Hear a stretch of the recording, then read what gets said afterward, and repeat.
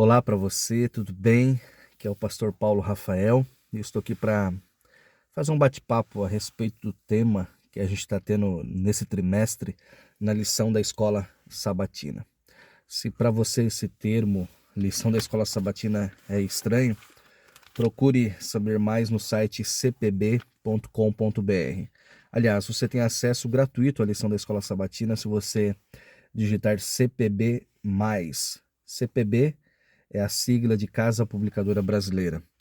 E nós, adventistas do sétimo dia, isso há mais de 160 anos, nós estudamos esse guia que nos leva diretamente para a Bíblia. E ele é trimestral. Então são 4 trimestres durante o ano, e em cada trimestre há um tema geral abordado, e o tema desse trimestre, que vai de julho a setembro de 2022, é Provados pelo Fogo. Provados pelo Fogo. E então, cada semana nós temos um tema dentro dessa temática maior. E essa semana nós estamos estudando o tema, o título é Vendo a Face do Ourives. Vendo, enxergando a face do ourives. O tema começou ontem, sábado, né? Eu estou gravando esse vídeo agora domingo pela manhã, domingo dia 17 de julho, e tem me chamado demais a atenção esse estudo, muito mesmo, porque nós não podemos ser, eu vou usar um termo bem atual e também simplório, que é o Nutella, né? O Nutella e o raiz. Hoje em dia existem muitos cristãos Nutella, ao invés de raiz. Cristão Nutella, eu me refiro de maneira até pejorativa àquele cristão que acha que é um oba-oba, né? A vida espiritual, ela não tem provações, não precisa de obediência, é uma vida quase que igual a uma vida de um não cristão. E o meu intuito aqui, até eu não tenho um script para esse vídeo, mas, por exemplo, me chamou bastante atenção um texto que estava na lição de terça-feira passada, do Desejado de Todas as Nações, a respeito da vida, da trajetória de Cristo nessa terra. E tem um termo aqui que eu quero abordar um pouquinho com você nesse vídeo. Diz assim, ó, abre aspas, frequentemente quando nos encontramos em situação difícil, duvidamos de que tenhamos sido guiados pelo Espírito de Deus. O fato de eu estar numa situação difícil não significa que Deus não me guiou aquilo. Olha o que aconteceu com Cristo. Veja, no entanto, foi o Espírito que dirigiu Jesus ao deserto para ser tentado por Satanás. A Bíblia diz que logo após ali, o batismo de Cristo, o Espírito Santo conduziu, ele encaminhou, ele levou Jesus até o deserto para ser tentado. Não para tentá-lo, mas para ser tentado. Há uma diferença aí. E diz mais, quando Deus nos submete à prova, tem um plano a realizar para o nosso bem. Quando Deus permite que você, que eu, sejamos provados, há um plano para isso, há um objetivo nisso. Jesus não confiou, agora falando sobre Jesus, sobre a vida de Jesus, ele não confiou, e aqui vem uma palavrinha-chave, presunçosamente nas promessas de Deus, indo sem que lhe fosse ordenado ao encontro da tentação, nem se entregou ao desânimo quando ela veio, quando a tentação veio. Nós também não devemos agir assim. Fecha aspas. Esse texto está no livro Desejado de Todas as Nações, página 92. Dependendo da versão, páginas 128 e 129. A palavrinha que eu destaquei aqui, que eu havia mencionado como palavra-chave, é a palavra presunção. Deus nos submete à prova, ele tem um plano para realizar nosso bem. Jesus não confiou presunçosamente nas promessas de Deus. Ellen White, ela abre um pouco mais a compreensão a respeito dessa palavra quando ela compara presunção com fé. Não é que ela compara, na realidade é uma diferença. São alguns cristãos que que agem de maneira equivocada com relação à palavra fé e à palavra presunção. Ou seja, alguns acham que estão agindo com fé, mas na realidade estão sendo presunçosos. Confundem fé com presunção. Logo abaixo desse comentário, da parte de terça-feira, dia 12 de julho,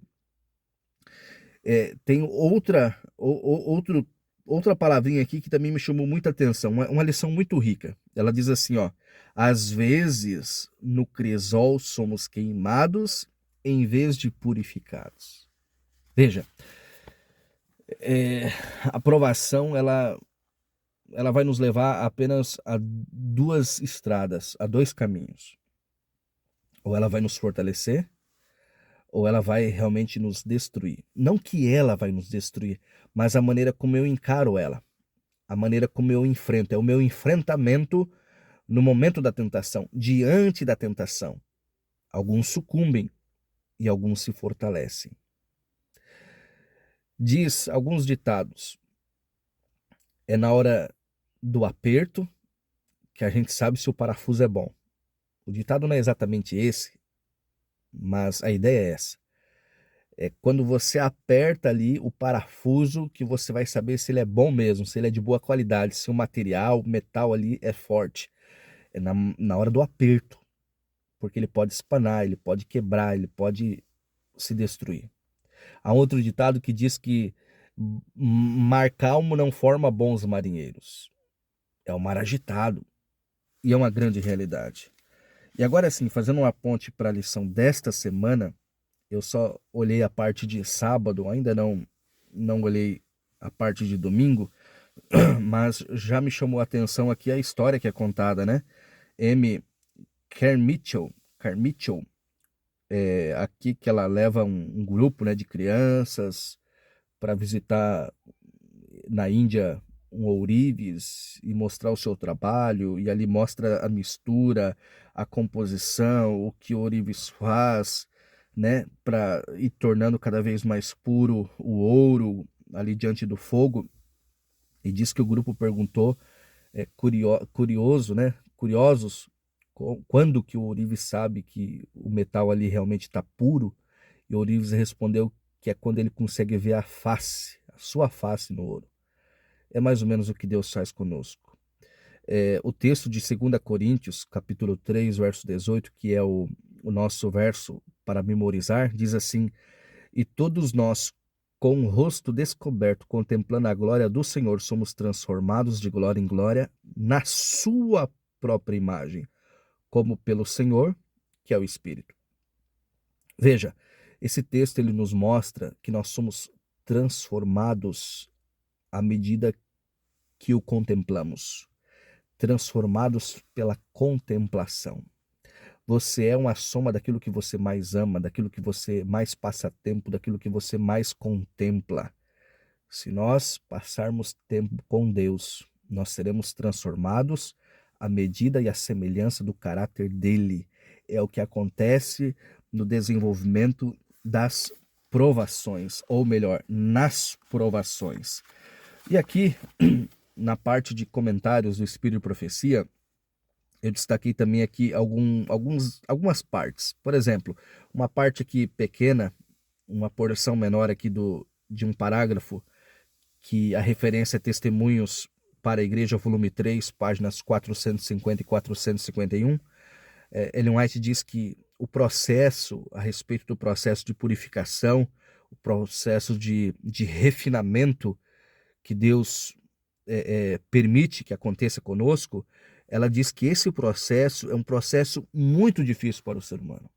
Não é um processo fácil. Não é fácil ser cristão. É um processo difícil, é um processo doloroso, é um processo que nos custa, que sangra, que dói, que machuca. Mas, olha o que ela diz, isso aqui me serviu de muito consolo. Mas é unicamente por meio dele que se podem remover as escórias, as escórias e contaminadoras impurezas. O processo não é fácil, o processo é doloroso, que eu e você, cristão, precisamos passar, mas é unicamente através desse meio, desse processo, que são removidas as impurezas, para que a gente se torne mais semelhante a Cristo. E aqui, mais abaixo, um texto, Meditações Matinais, de 1962, mais precisamente 6 de novembro, na página 314, nos diz: é, quando nos achamos em perplexidade, ainda antes de lhe expormos nossa aflição, antes de a gente expor a ele, antes de a gente orar a Deus, Deus, já está tomando providências para o nosso livramento. A nossa dor não passa despercebida. A sua dor, o seu crisol, a sua angústia, ela não passa despercebida diante dos olhos de Deus. Interessante, né? Confortante. E aqui diz mais: caso, e eu marquei isso aqui como algo condicional, caso nele confiemos e lhe entreguemos o nosso caminho, ele dirigirá os nossos passos na rota que nos levará à obtenção da vitória sobre todo desejo mau e todo traço de caráter que discorda do caráter de nosso modelo divino. Nossa alta vocação, Meditações Matinais, como eu havia dito, de 1962, página 314, 6 de novembro. Gente, isso aqui realmente é muito confortante. E a pergunta que eu quero deixar para esse vídeo não ficar muito longo no estudo da lição dessa semana é: tá lá no finalzinho da parte de comentários de Ellen White, né, na lição, para quem tem a lição de professor com comentários, no finalzinho ali, é a última frase do comentário de sábado, dia 16 de julho, que diz assim, inclusive está no texto de Mensagens Escolhidas, volume 1, página 320 e 321. Está o nosso coração em harmonia com o Deus do céu? Essa é a pergunta. Essa é a pergunta crucial, a pergunta mais importante. Como diz um pastor, né, e outros, essa é a pergunta de $1 milhão, a pergunta mais valiosa. Está o seu coração, querido amigo? E aqui eu faço uma pergunta para mim também. Está o meu coração em harmonia com o coração de Deus? Com o coração do Deus do céu? Pense nisso. E elimine as suas vontades. Ou melhor, submeta suas vontades à vontade de Deus. Elas precisam estar escondidas atrás de Cristo, em Deus. Provações acontecem, acontecerão e faz parte da nossa vida. Mas a vitória, ela virá em nome do Senhor, se a gente perseverar até o fim, para que sejamos salvos. Que Deus nos ajude, que Deus te ajude, te abençoe. E eu parei para gravar esse vídeo aqui para te trazer coragem diante de um Deus que é maior do que qualquer prova. Pode ter certeza, e Ele está ao seu lado. A pergunta é: você está do lado dele? Quero orar com você. Querido Deus, nós sabemos que em meio à prova, em meio à fornalha, o Senhor está ao nosso lado, nos dando força, coragem, seja em meio à fornalha de fogo ardente, seja em meio à cova com leões famintos, o Senhor está ao nosso lado, assim como esteve com Daniel e seus amigos. Nos ajude, Pai, a vencer. Não permita que o desânimo tome conta de nós. Não permita que tenhamos um olhar distorcido com relação ao que é fé, confundindo com presunção. A fé, ela precisa ser exercitada. Que esse músculo seja fortalecido a cada dia mais e que possamos estar contigo em todos os momentos, sejam eles bons ou momentos difíceis. Pedimos a tua força, pedimos a tua ajuda e pedimos o teu perdão em nome de Jesus. Amém. Amém. Deus te abençoe, meu querido. Um bom restante de semana para você.